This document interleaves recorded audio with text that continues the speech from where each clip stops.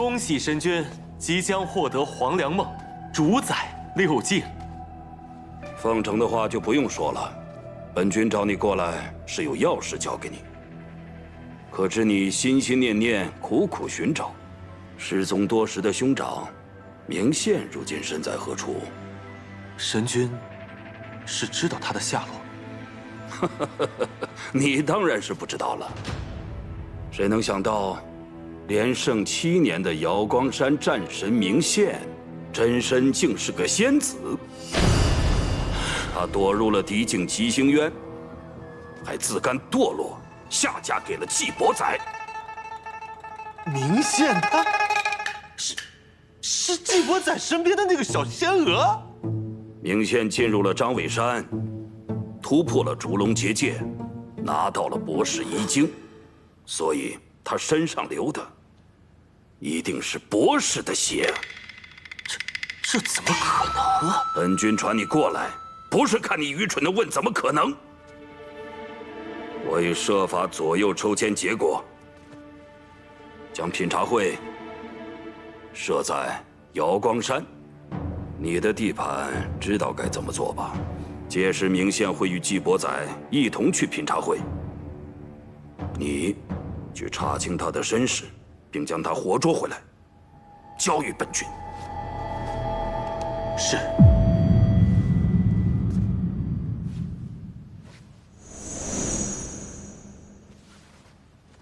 勾魂摄魄知道怎么用吧？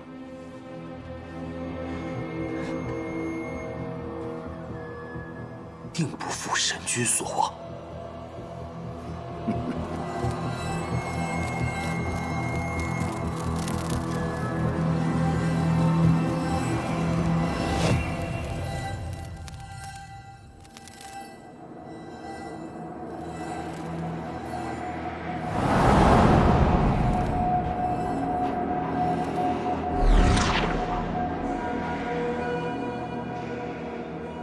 原来父君早就怀疑明宪的身世了。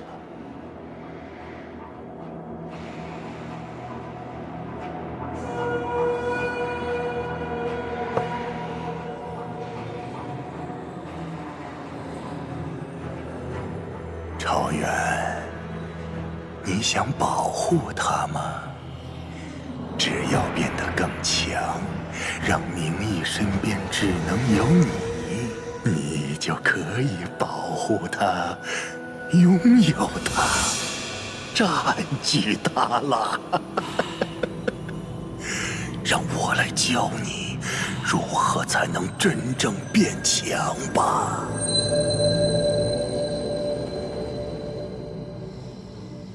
朝元殿下，或许我该叫你司徒司盼。不知传令给在下，所谓何事？那就称殿下吧，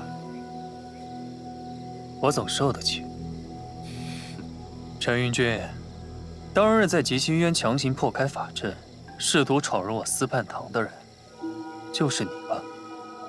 你对明宪穷追不舍，到现在还不肯放弃。朝元殿下，究竟有何吩咐？那日我与父君的对话，你也在场，想必你也听见了。如今整个6境，唯一知晓黄粱梦药方的人是我。想要练出黄粱梦，首先我需要更多的无主游灵。如果程云君能助我一臂之力，待我练出黄粱梦后，未尝不可将更多的黄粱梦和离恨天与陈云君分享。哼，听殿下这话，野心可不小啊。明人不说暗话，你要做你的瑶光神君，而我也要主甩神君这个位置。届时，我愿与程云君结盟，一同扫平6境。如水神君尚在，殿下说这话，父君老了，何况你是如何看待自己夫君的，就该以己度人。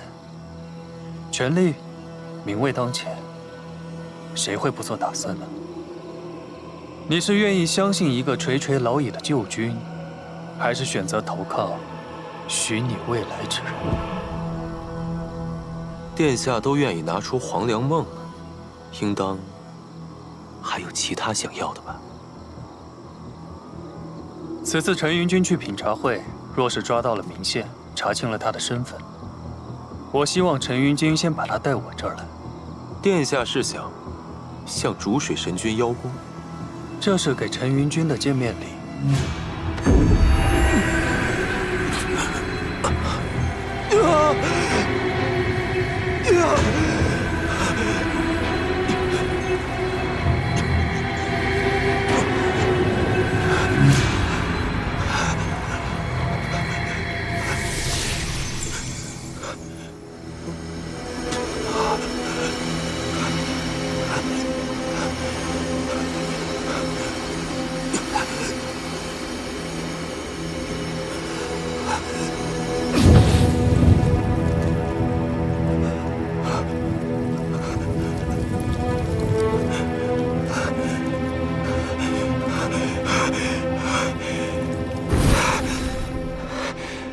这份力量，朝元殿下当真是今非昔比啊！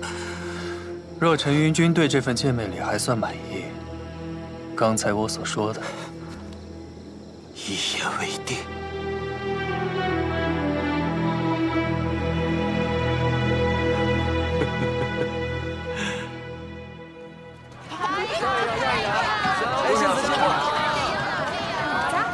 二位里面请。好。自从我被穆七百蒙骗，将眼妖吉离交给鸡脖仔之后，天机就交给了我一项任务。眼下就要去瑶光山了，我必须先完成才行，不然拖累了别人就不好了。什么任务？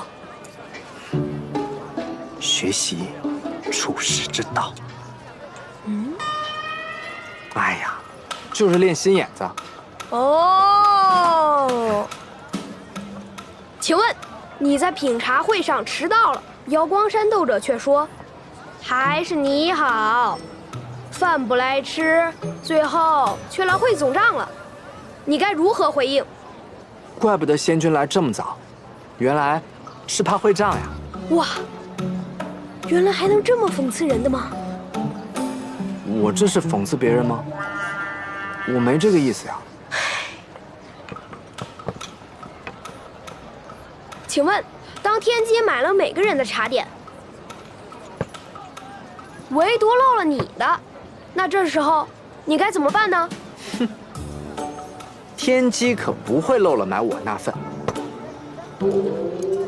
这么自信的吗？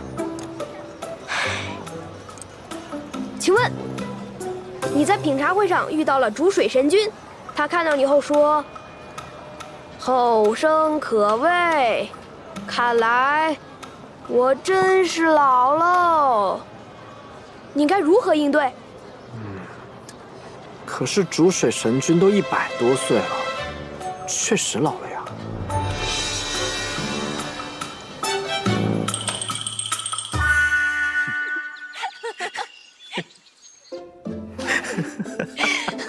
你们两个能不能不要笑得这么过分？连姿势都一样。我只是不想总麻烦你们，才找别人帮我练练心眼子。有这么好笑吗？有啊。哎呀，好了好了，你先坐嘛，先坐嘛。你听我说啊，你勤学苦练，假以时日，肯定会有所进益，我相信。可是，我怕我上次把鸡脖仔都给害了。那如果这次品茶会上有瑶光山的人，再让你递给鸡脖仔一样东西，你还会不设防的递给他吗？我当然不会了，我一定自己先验他个10遍8遍。对啊，你看你已经突飞猛进了。也是哦，看来我最近的努力还是有成效的。我现在就去找小晨曦，帮我加练。先走了。哦，对了，这个给你。我只是习惯了，想让你高兴。我当然高兴，傻子。谢啦。我们3个会永远都是最好的朋友，对吧？当然。当然，给。好朋友1人1颗。啊。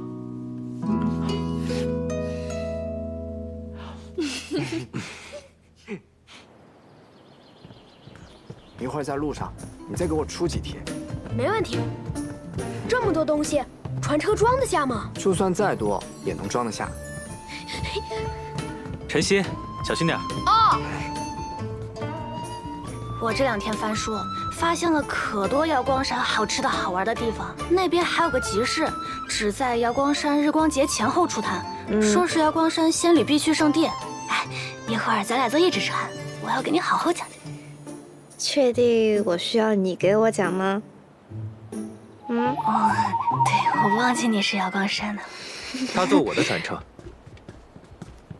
季仙君，我知道你跟明义是一刻不想分开，但你也得问问明义的意愿吧。当然，章台仙子，我是想向明义询问一些有关法器方面的问题。不错，对于法器我一直深感兴趣。况且，在外人眼中，她还是我的妻子，所以与我同城，外境才不会有人怀疑她的身份，对吧？听起来很难反驳，但我还是看透你了。我还是想跟你一只船。我们很快就到了。我们都搬完了。小晨曦，你可真棒！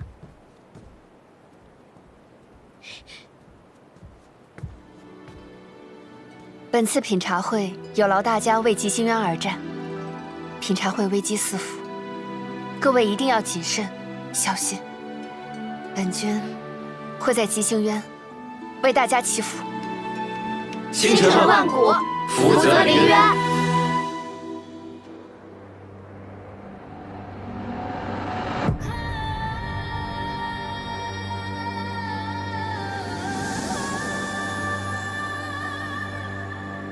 品茶会第1项，便是明日的灵力测试。灵力时会依次测试斗者的灵力境界，以便对手制定战术。听说灵力测试以后是由人比试，斗者不能参赛。今年的彩头是黑灵芝，特别难得，好想去看看呀！你就知道玩，我们是来干正事的。哎呀，我知道。季贤君，我们接下来要做什么呢？言笑、欧阳秋，你们先去斗者团，上报一下参加测试的斗者名单。小晨曦，你来跟我清点一下带过来的法器。是，季贤君。灵异。暂无安排，养精蓄锐吧。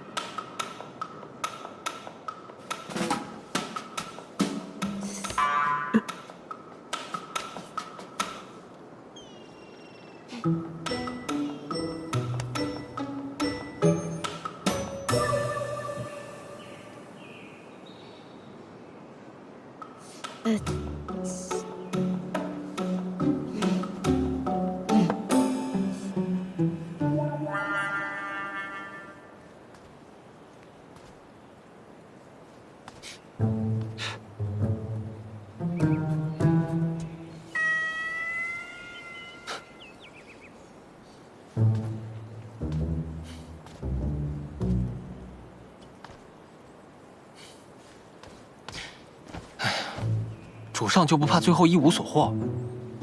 我给他黄粱梦，是要他活着，不是为了别的。瞻前顾后就是在怕，我要的，是即便有1000万种难题，他也选我。那如果他就是不敢呢？他可是明县啊，有什么不敢的呢？不过只是需要时间想通罢了。那行了，明天比试就开始了，你不去看看吗？是。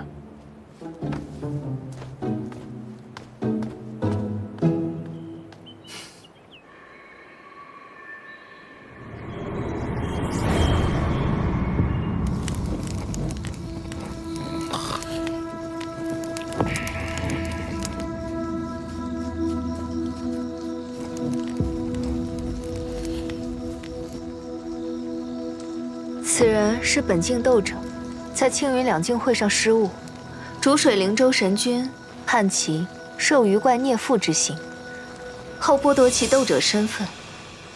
自此之后，他就彻底疯了。这样的无主游离还有多少？132人，还不够让我的力量变得更强。我会再想办法。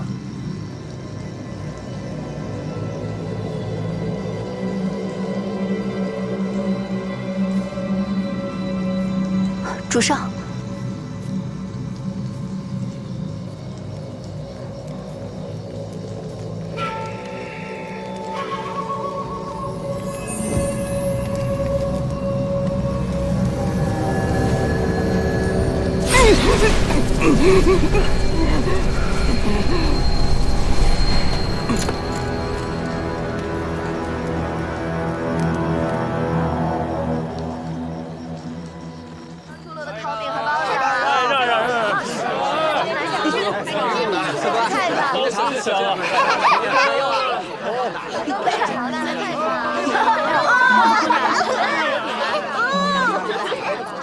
这次参加品茶会的其他斗者也不知道什么实力，我们不能掉以轻心呢。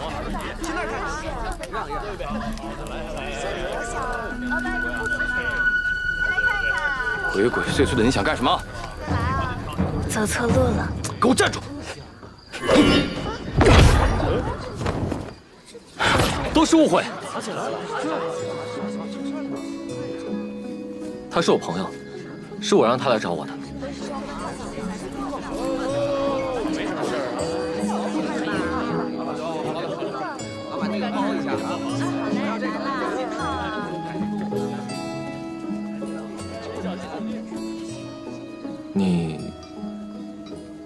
你怎么来了？我当然要来了。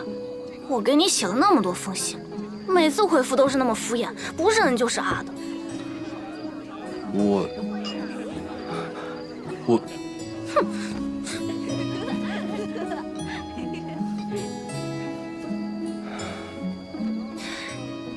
你不会是有妇之夫吧？如果是的话，我一定去揭发。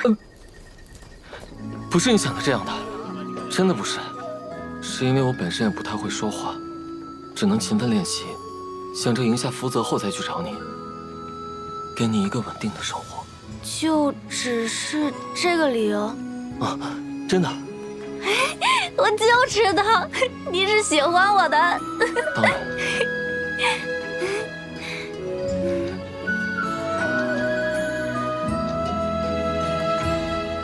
准备这品茶会用不了那么多时间，平日里我们都没机会出齐星约，不得趁着机会好好出来逛逛。哇！来看看吧，小贤君。哇，这些法器都好精巧啊！喜欢哪个挑一个，我送你。无膏不受禄。你就挑一件吧。先前你教杨秋练心眼子，你也算是他半个师傅了，这些就当是他给你交的学费，如何？可是，哎呀，别可是了，喜欢哪个跟我说。行，那我就不客气了。挑。瑶光山的夜市啊，可热闹了。我记得之前那有个葱油饼摊，我几乎天天都去。那个摊主都记住我喜欢什么口味了。瑶光山如此鲜活热闹，多亏你连胜7年。我也是到极心渊才发现，在你笑的时候，也会有人哭的。这个特别好养活的。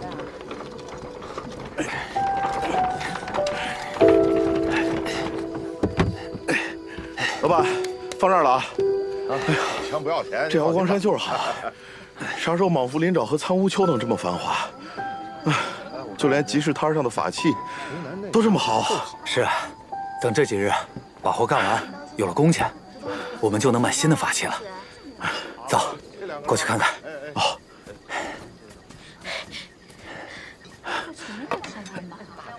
嗯。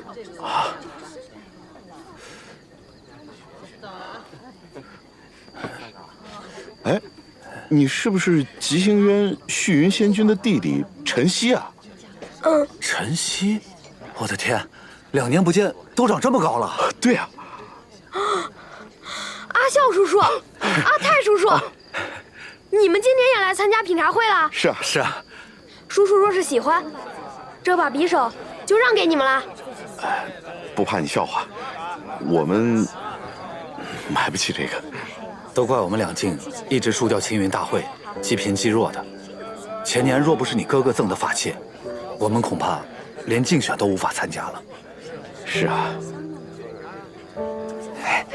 既然你们是陈曦的朋友，那就是我的朋友。这把匕首我送给你们。谢这位仙君的好意，但是不用了。等我们这几日把工干完了，攒了工钱就能买了。那我帮叔叔们一起搬吧。不，这可使不得，别弄脏你们的衣服了。二位无需多虑，福泽分配不均，下境本就难以翻身，6境之间本就该互帮互助。我们几个一下就搬完了，搬完我请大家吃东西。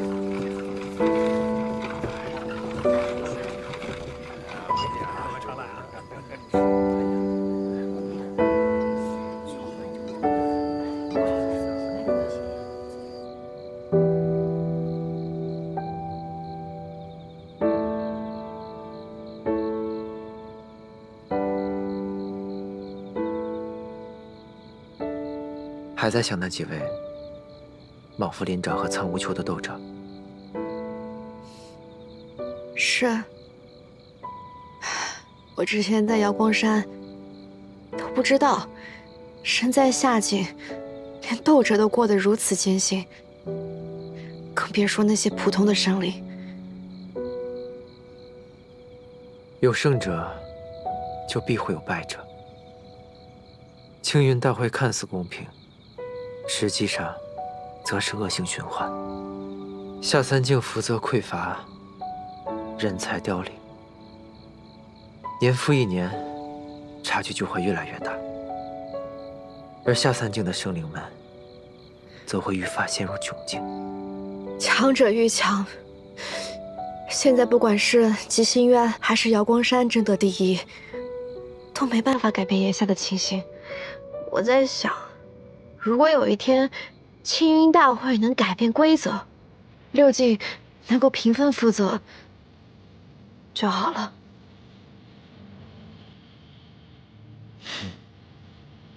笑什么？我知道人心反复，总有生变的那一天。我这些想法有点过于理想化了。我笑的是，曾经在青云大会刀剑相向的我们，也会有这么一天。不过你说的对，不去想，就永远不会有实现的那一天。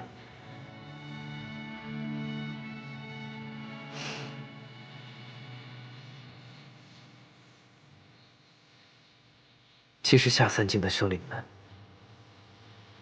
他们根本不在乎谁能得第一，他们只想拥有福泽，吃饱，穿暖，就足够了。我在尘渊时，见到过无数想要活下去，却需扭曲自己意愿的生灵，他们并没有错，他们只是太想活下去了。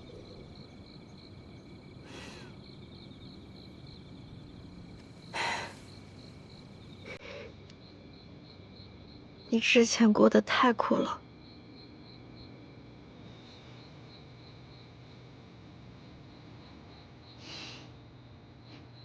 谢谢你，坚持下来，活下来，我才能遇到现在的你。你之前说这有个眉心印记，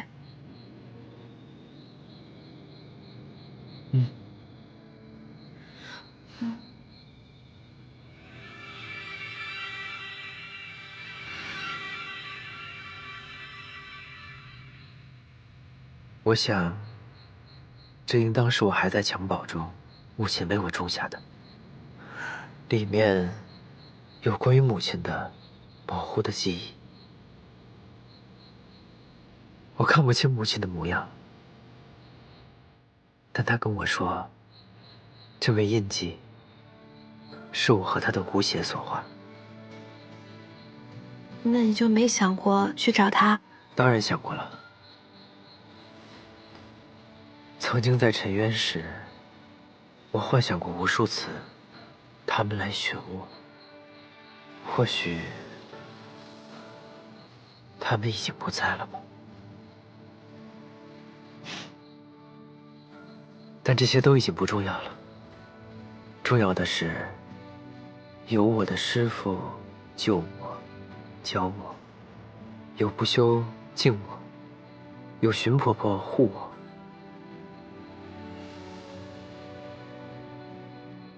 还有你。我是吗？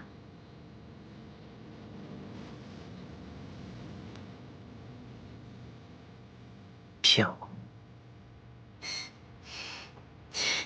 季伯仔，我再给你一次机会说一遍。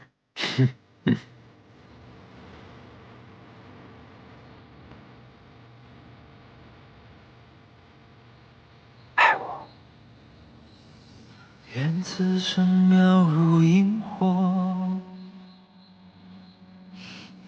爱能在轮回经过。你看那乌云下，萤火布满了夜空，那是我，你是否记得？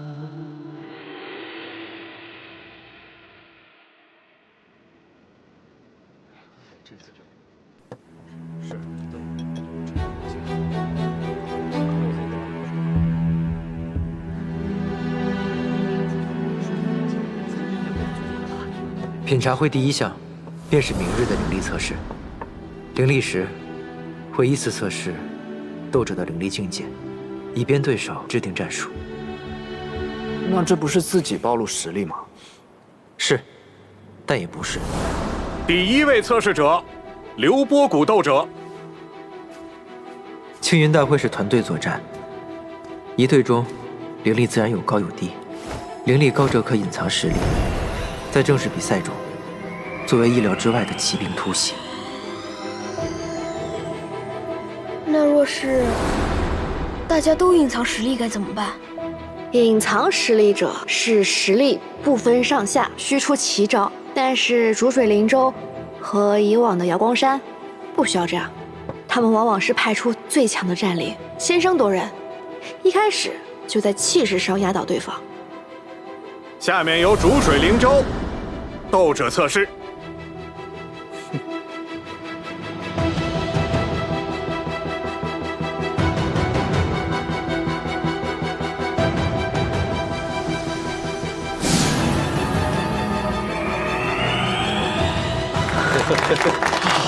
真厉害啊！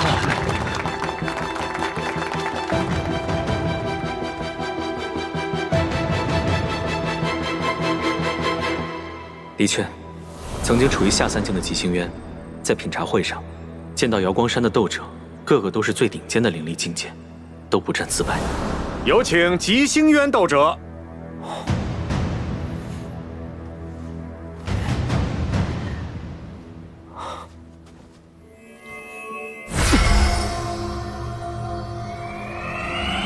看这人傻傻的，灵力居然还挺高啊！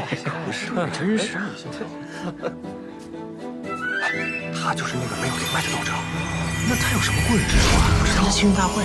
对呀，据说是智能术超群。哇，极星神君用人还真是不拘一格呀！对呀，要不怎么挖掘到季伯仔呢？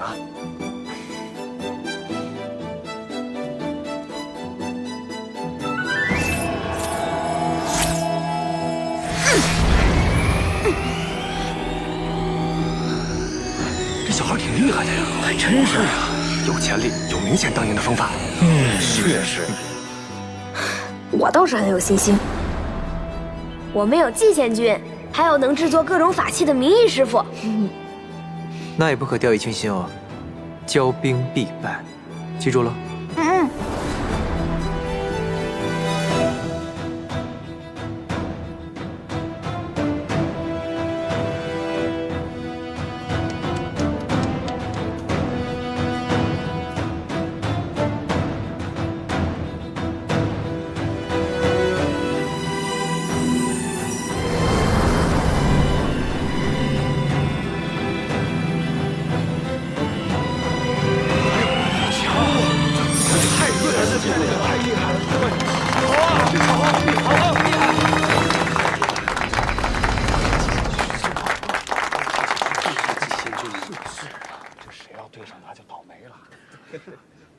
瑶光山太子到。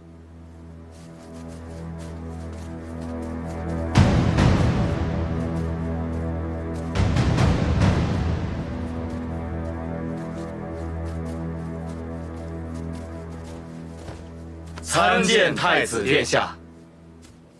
这明心当了太子，阵仗就是不一样啊！对，还真是。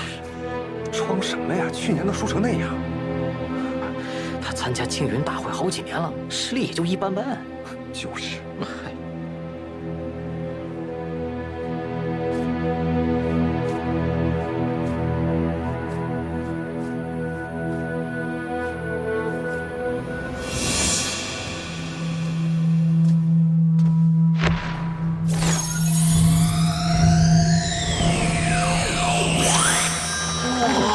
哇，太子厉害呀！确实太厉害了。是啊，这也太强了。他吃了啥灵丹没有？这么强？是呀，天哪，太厉害了。明星已经快突破化境了，这怎么可能？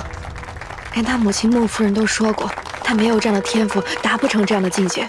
或许是有人在帮他呢。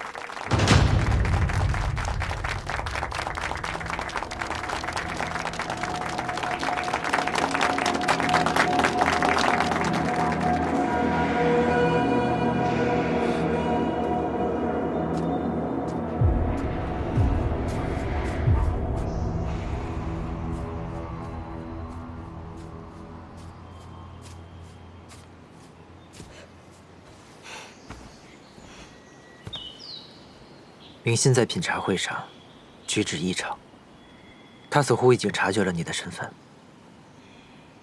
他看我的眼神，应该是知道了。不过现在最重要的是晚上的游人比试，我必须拿下黑灵芝，救二七回来。规矩所限，我是斗者，无法上场。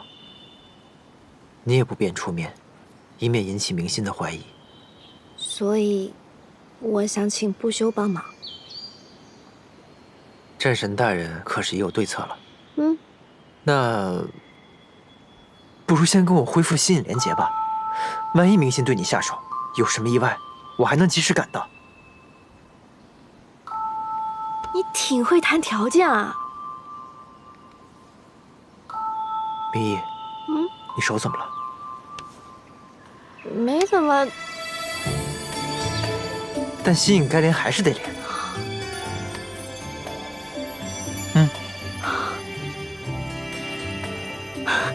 你就仗着姻缘石上名字没消，你想连就连，我答应你了吗？那又怎么样？谁让我聪明呢？大聪明。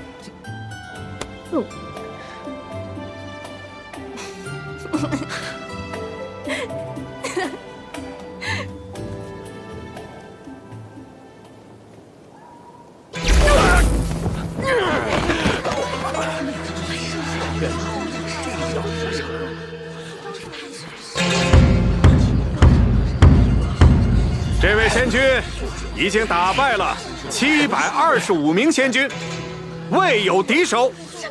还有没有敢挑战的？还有吗？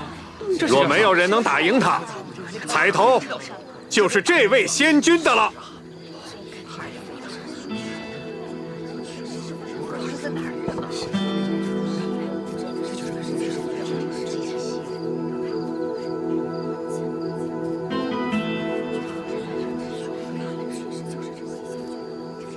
黑灵芝，我就拿走了。请。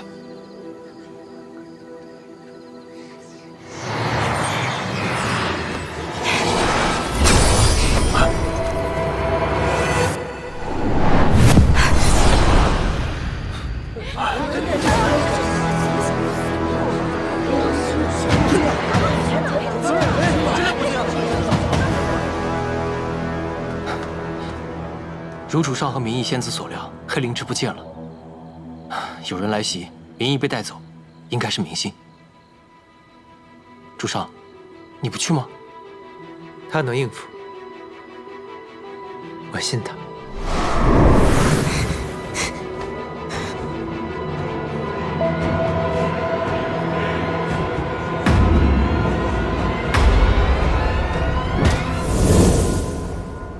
明宪，你那只猫要复生，就需要黑灵芝。用它来当诱饵，你就会乖乖咬钩。现在，你有本事拿走它吗？哎呀，当年你最心歪门邪道，绘制了不少法器的图样，被君后发现收走了。如今一瞧，还真是好用，用来对付你，再适合不过了。明显。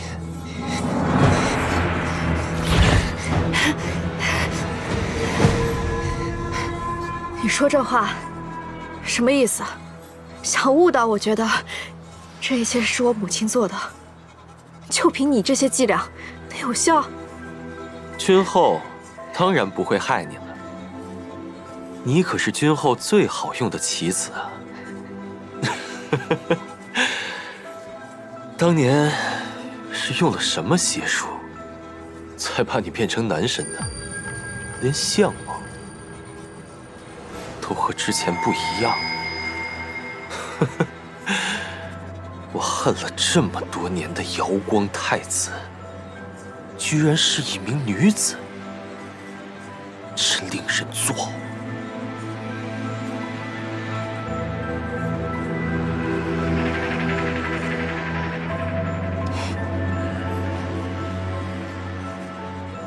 可惜你不知道，就连我给你下的离恨天，也是我偷偷放在了青云大会之前，君后亲手给你做的葱油饼里。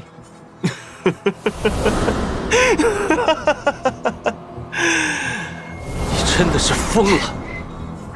怎么敢混进吉星渊的队伍里，和敌人一起出现在品茶会呢？等我把你带给那位。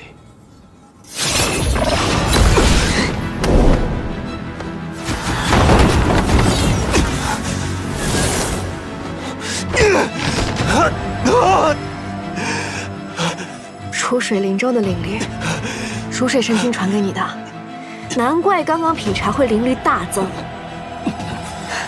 要待会见谁？楚水神君吗？原来你都是装的。黑灵芝能让你的猫复生，明星肯定知道，你想将其救济。我还有什么事儿是季仙君看不透的？是，我的战神大人，一切都在你的计划之中。明星这次一定会来，我本就要跟他清算一切，正好借此机会把最后一块注释金拿来。你敢回瑶光山，就不怕父君惩戒你吗？怕？我为何要怕？你觉得当真相公之于众，怕的是我，还是你？既然今天你自己送上门来，那就好好算一算我们之间的账。睁大你的狗眼看清楚了，这是什么？怎么可能？那半块注释镜明明在穆七百那儿，连我丢失的那小半块，怎么也在你手里？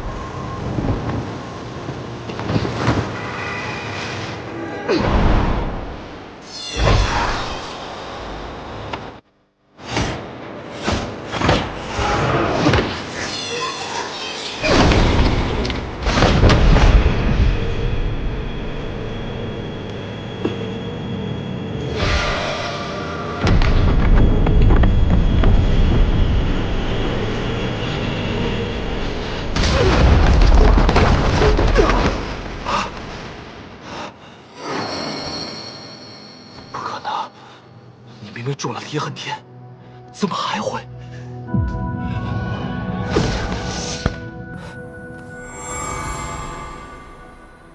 有了注释镜，坐实你暗中给我下离恨天，还和逐水神君密谋，你觉得瑶光宫会怎么处置你？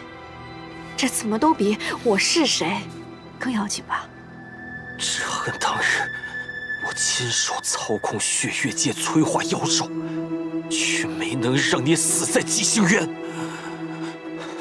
你知不知道自己在做什么？你给我下毒，想做太子，那是私仇。但是妖兽失控，6境都不得安宁，世上怎么会有你这样的蠢货？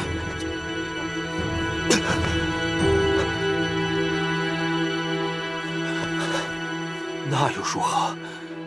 明仙，难道当日和季伯载一起封印妖兽圈的人就是你吗？你和季伯载心意相通了，真是可笑！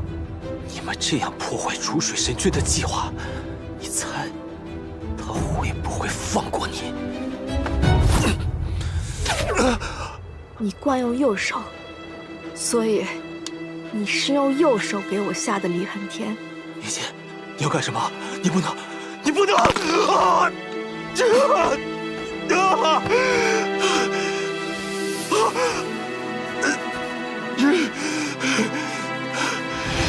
林信，你给我下毒，致使我在青云大会上灵脉破损，输了比赛。为了一己私欲，置瑶光山于不顾。你还与逐水灵州勾结，召唤血月，妄图让妖兽摧毁极星渊。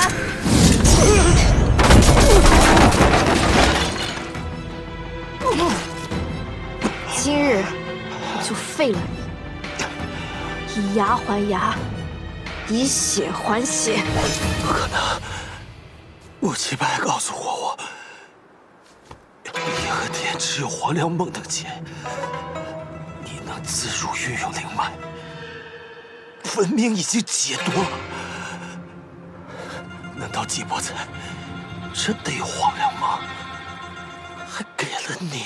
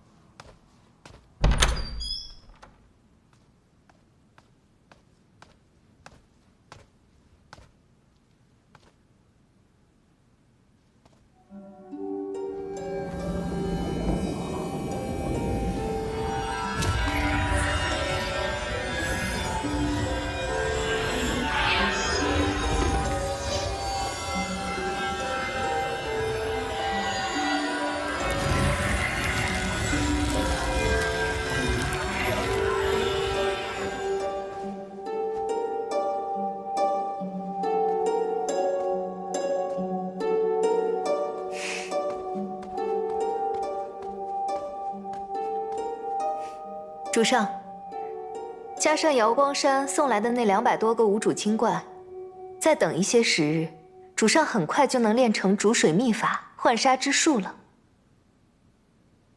夫人，我曾一遍一遍地告诉过你，我不会成为像父兄一样的人。你问过我，这话是说给你听，还是说给我自己听？如今我终于看清楚了，我们身上淌着逐水灵州的血，又有何不一样？我们信奉的是逐水灵州的神魔，或许我们早就被诅咒了，只有奉上灵魂，才能登上高处。如果只要付出这些代价，就能登上那个位置，那又有何惧？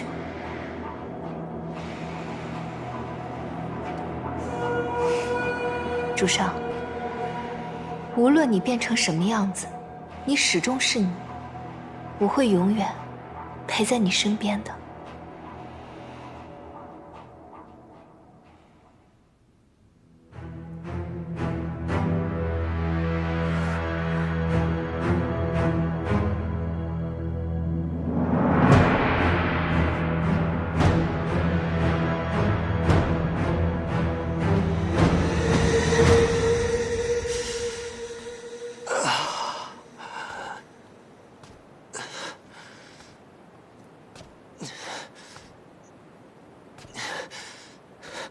打也打不过，还断我一只胳膊，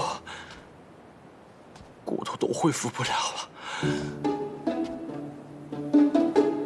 朱世清，不行，我必须赶在他之前稳住夫君。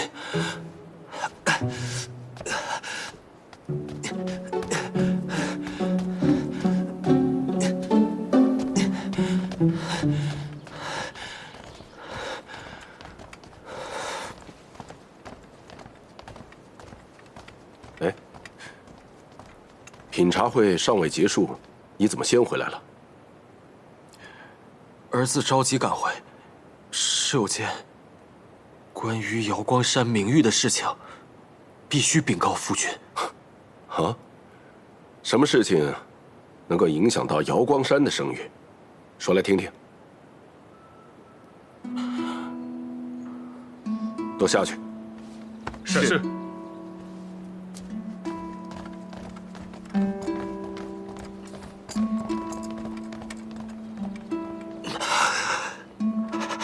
你手怎么了？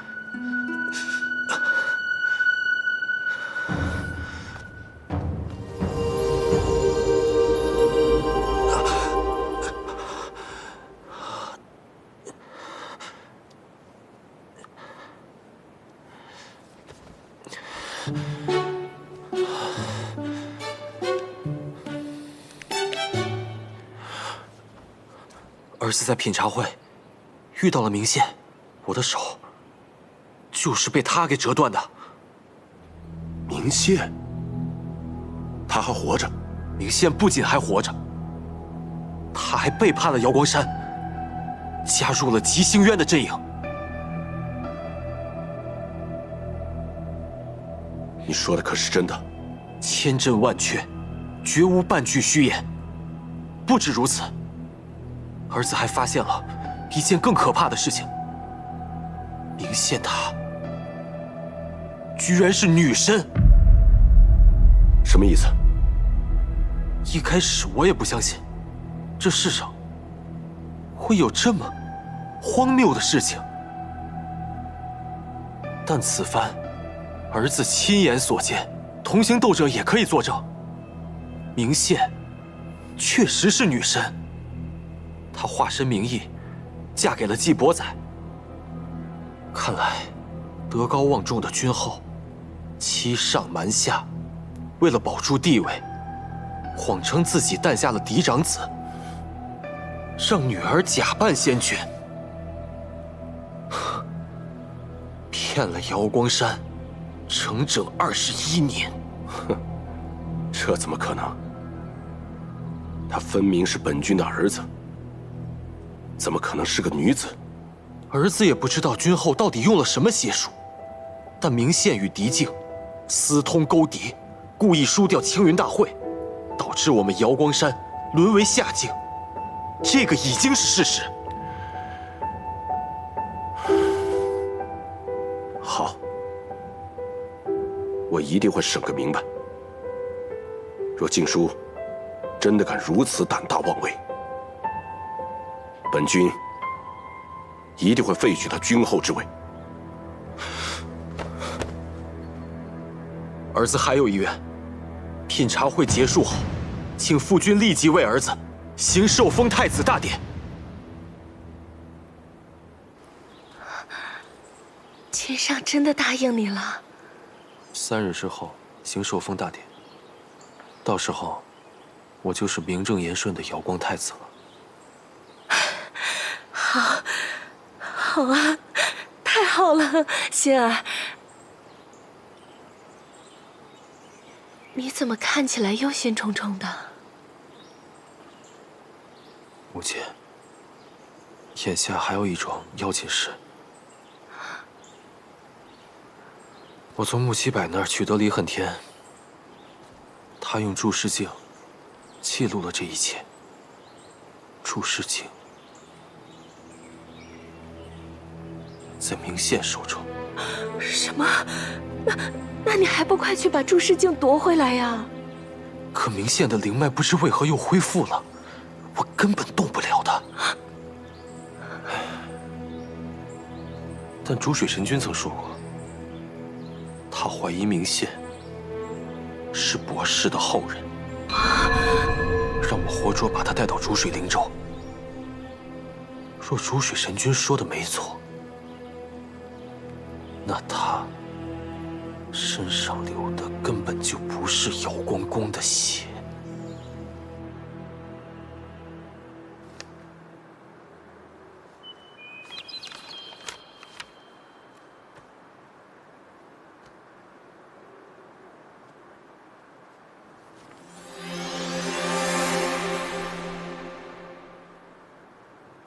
灵脉被离恨天所毁，唯种下黄粱梦可遇，世间再无他法恢复灵脉。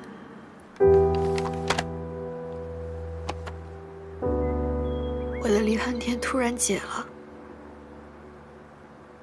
只能是你给的我，而我什么都不知道。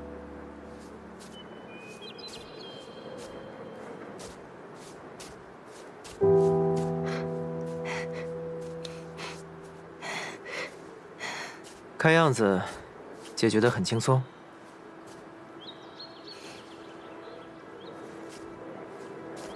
保管的完好无损。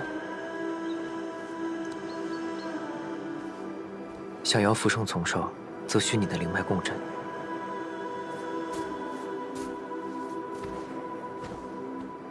恐怕会很疼，我陪着你。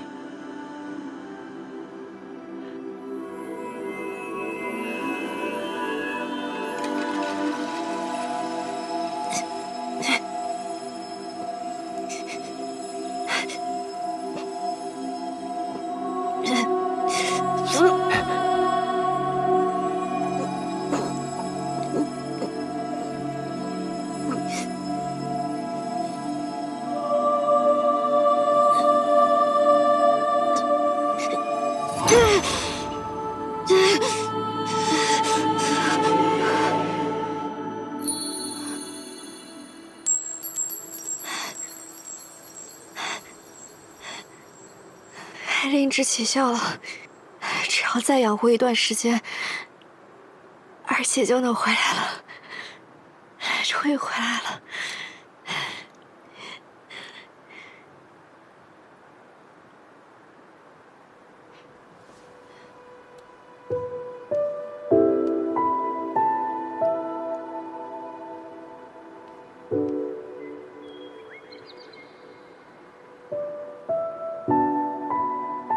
怎么了？你就不问问我怎么处置的明星？他毕竟是瑶光山即将要册封的太子，我动了他，也许会给吉星渊惹麻烦。麻烦？是你解决不了，还是我无法应对啊？你杀人，我递刀；你放人，我善后。战神大人加上我，你还担心什么？我拿到注视镜了，但我放明星跑了，他肯定会跟父君告发我身份的。想来，你已经有了新的计划。是，但现在我有一件更重要的事儿，需要跟你确认。你什么时候把黄粱梦给我的？也许是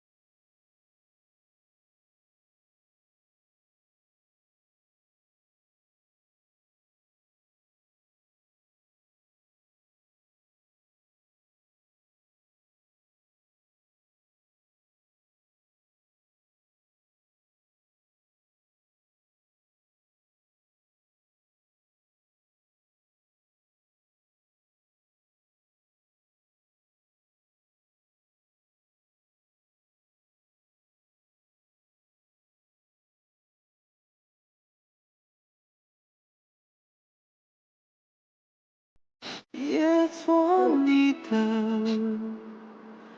光。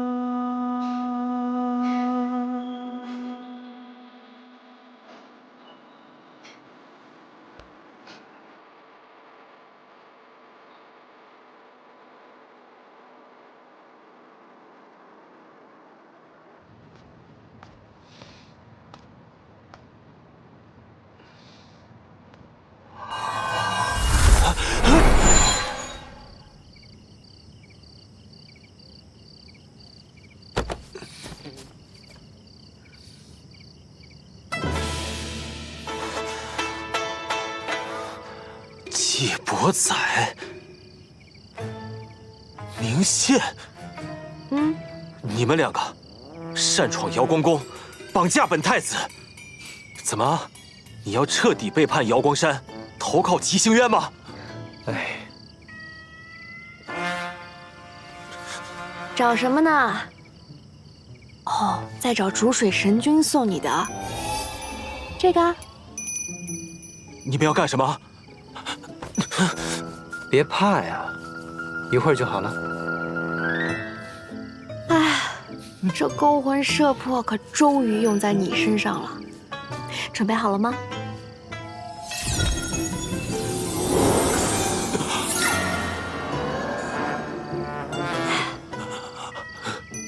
说吧，逐水神君给你灵力，甚至把罗盘都给你，究竟想让你做什么？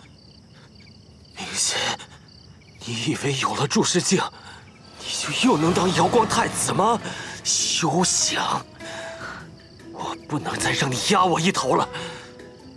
明宪，太子之位只能我来当。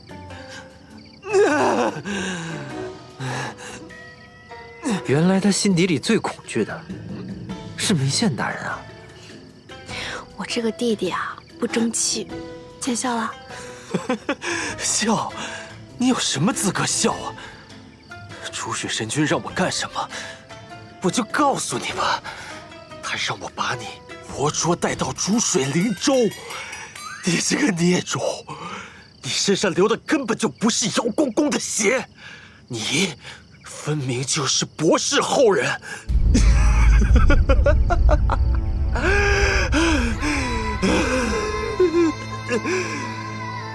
你说什么？瑶光宫的老人说了，曾经有2名游医仙子借据瑶光山，其中1人更是和瑶光斗者相恋生子。你猜猜，这和你有没有关系？逐水神君说了，你能通过逐龙结界，就代表你就是博士的后人。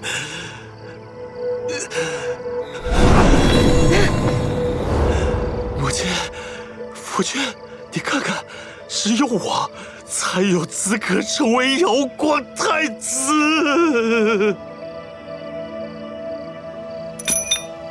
我去瑶光宫问清楚。明义，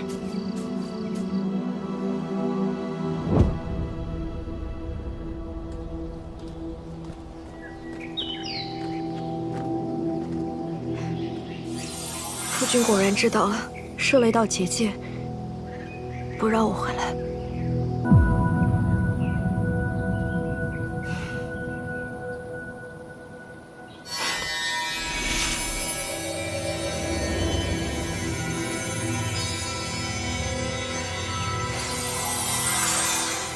结界现在破了，应该很快有人来。你放心，我帮你守着，没有人可以打扰你。明义，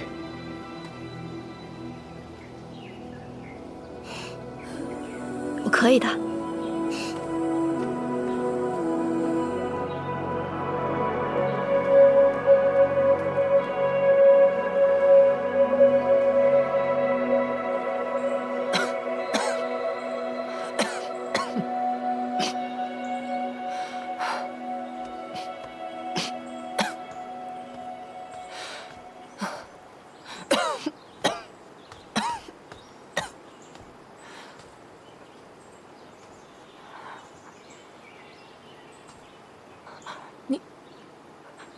你怎么会回来？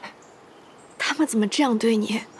他们已经知道了你仙子的身份，答应明心行受封大典，你不该回来。我带你离开。你父君视你为叛徒，你回来自己能不能走出瑶光宫还尚未可知，还要带着我，你觉得能逃出去吗？师父一直告诉我，你在瑶光宫中没有性命危险。如今你这般模样，我就算跟整个瑶光宫为敌，我就不会做师父官。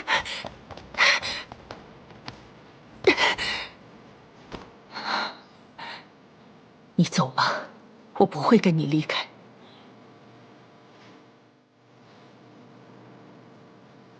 徐后不愿意跟我走，是不相信我能平安带你离开，还是因为我根本不是你女儿？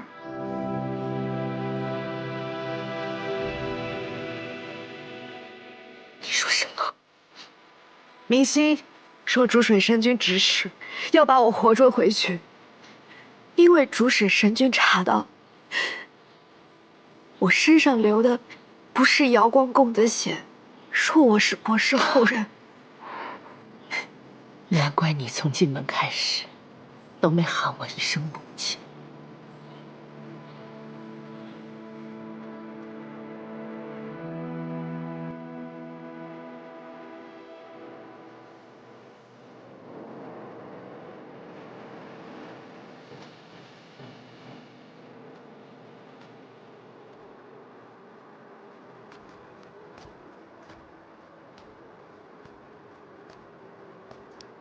佘师傅，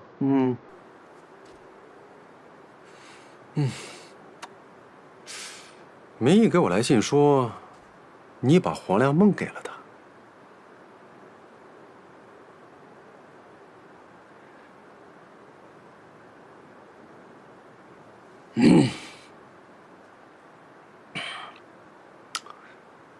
老子这辈子没谢过别人，今天破个例。站好。啊？站好啊！佘师傅，不用还礼。你放心啊，我绝对不会欠你的。我会尽快找到这个地乌木心，炼制出黄粱梦还给你啊！好，那晚辈先谢过佘师傅了。不用。我还听明义说，明心指控他的真实身份是博士后人，有这事儿啊？明心还说什么了？告诉我，那两位博士一仙后来去了哪里？听闻一个阴难斩死了，另一个最后一次见到时，抱着一个刚出生的婴儿离开了瑶光宫。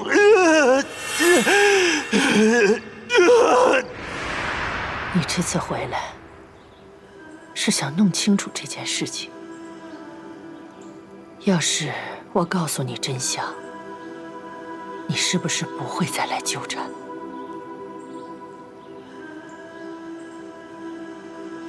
你可曾想过，从小到大，我为何会这样对你？你那么聪明，赢下了每一场青云大会，每一次的训练，你都不敢错一步，输一次。可我从来没有关心过你心里到底想什么，也没关心过你疼不疼，饿不饿。世上焉有一个母亲会这样待她的孩子？你这么聪明，我还以为你早该想到了。所以我到底是谁？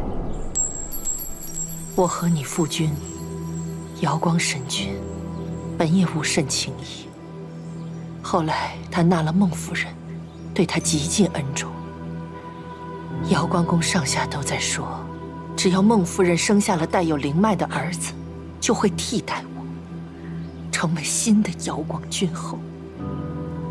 所以，我必须在她之前，就得生下带有灵脉的嫡长子。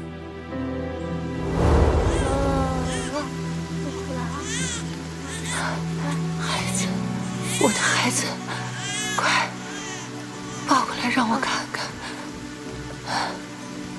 我的孩子。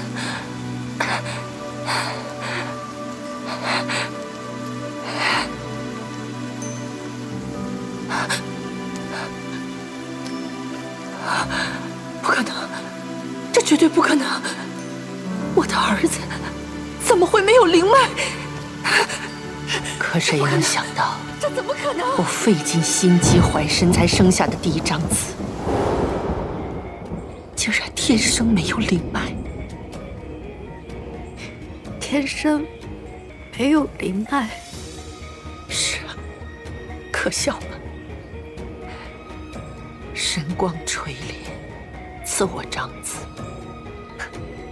可在众人的眼里，他就是一个没有灵脉的废人，根本成不了什么太子。他怎么能平安活下去？所以，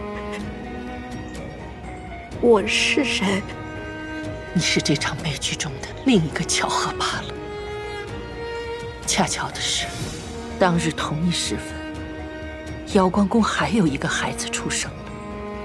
那个孩子虽然是个女婴，可她天生便带有极为强劲的灵脉，所以我做了个决定。为了救下我的孩子，我决定让同一日出生的你代替他的身份。就我求你了，我姐姐已经死了，这是她唯一的孩子。薄雨兰，你很清楚，你姐姐薄雨岑为何会难产而死。她遭到了逐水灵州的追杀，身上受了很多的伤，已经没有能力再负担妊娠。可她为了所谓的情爱，拼死生下了这个女儿。而那个男人有什么本事保护这个孩子？他身为斗者团的斗者，却与外境仙子私通，现已被打入死牢。我是可怜你姐姐，才偷偷把她接到宫中生产。而如今，你姐姐已经去了，你们真的有能力护住这个孩子吗？啊？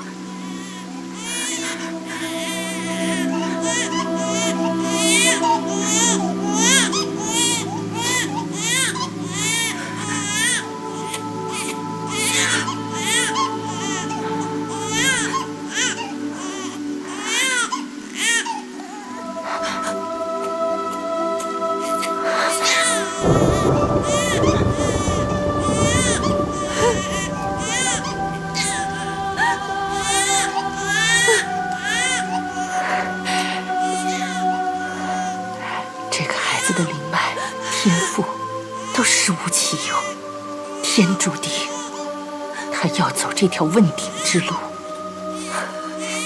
我知道，你们博士有一道无相秘法，能够遮住她的女身。你们两姐妹这次也是用的这道秘法，才躲过了逐水灵州。只要你把这道秘法告诉我，我就会放了薄雨岑的男人。而这个孩子，将会是瑶光山最尊贵的太子。我会让他成为流境第一人。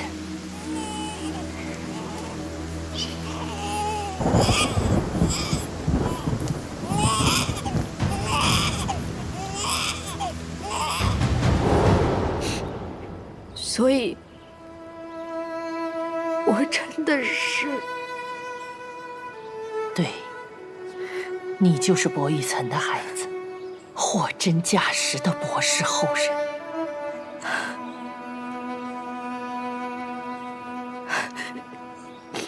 那我父亲……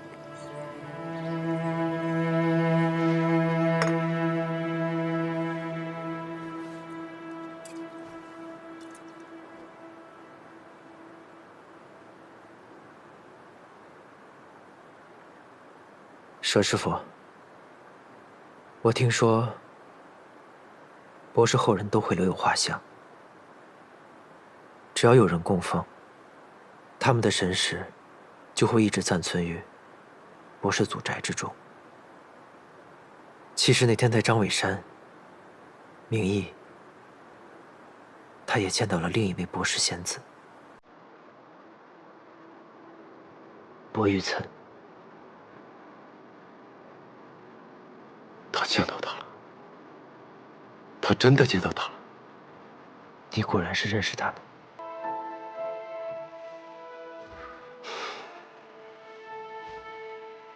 薄雨岑仙子，她还对明义说了一些奇怪的话。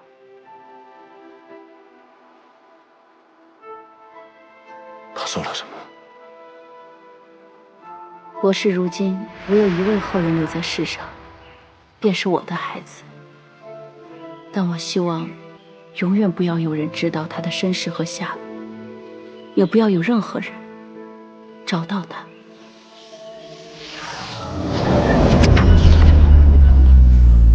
我的孩子，我从未奢望过还能有再见你一次的机会。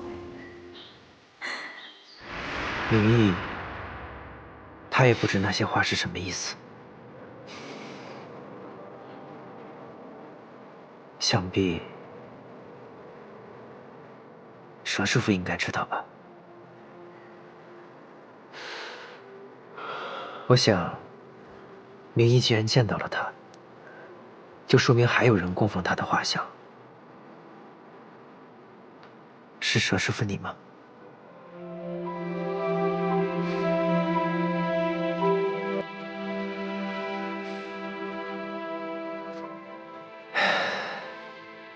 佘师傅，我承认，我让我的从手查过你。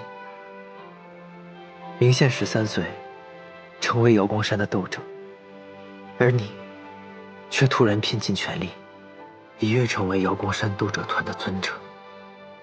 因为那样，你便可以教导太子明宪。好。尊者，太子殿下，尊者就别对我行礼了。我既已入斗者团，往后就该我对您行礼才是。太子殿下，方才您的手诀捏得不错，不如你以后就别叫我尊者了，叫我师父，我收你为徒如何？你啊？我凭什么管你叫师父？你能叫我什么？不服气是吧？那咱俩比试比试，要是我赢了，你就得叫我师父。比就比。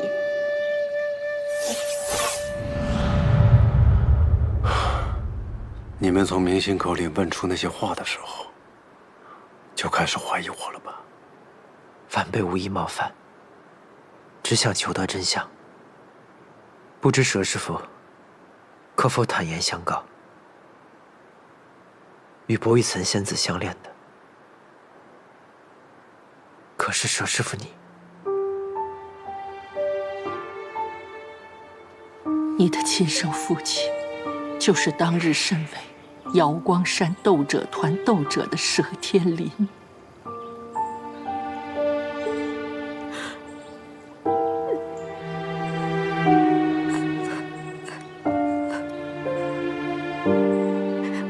我在博士祖宅见到的是我亲生母亲。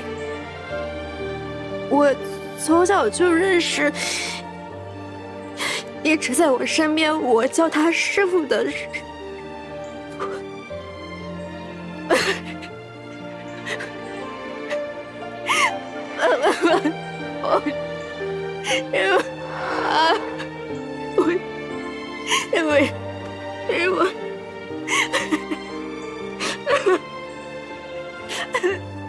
原来明义，她真是你和薄雨岑仙子的女儿。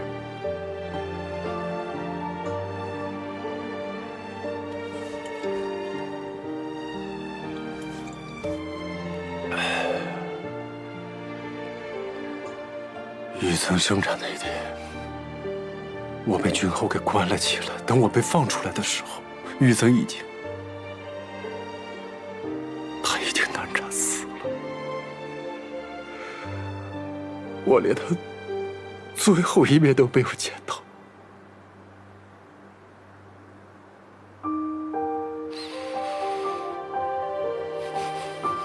其实，你的女儿已经成为了姚广君后的儿子。我没办法，我没得选择，我能怎么办？我就是一个普通的斗者，他们是瑶光宫啊，我能对抗整个瑶光宫吗？我能对抗君后吗？我只能忍。玉簪的画像上承载了我们相识相知的记忆，所以这21年来，整整21年，我就是抱着那些过去，想着明义的将来，一天一天咬牙撑下来的。整整21年，你就从来没有想过要告诉明义真相吗？你就这么忍心让明义一直活在谎言之中吗？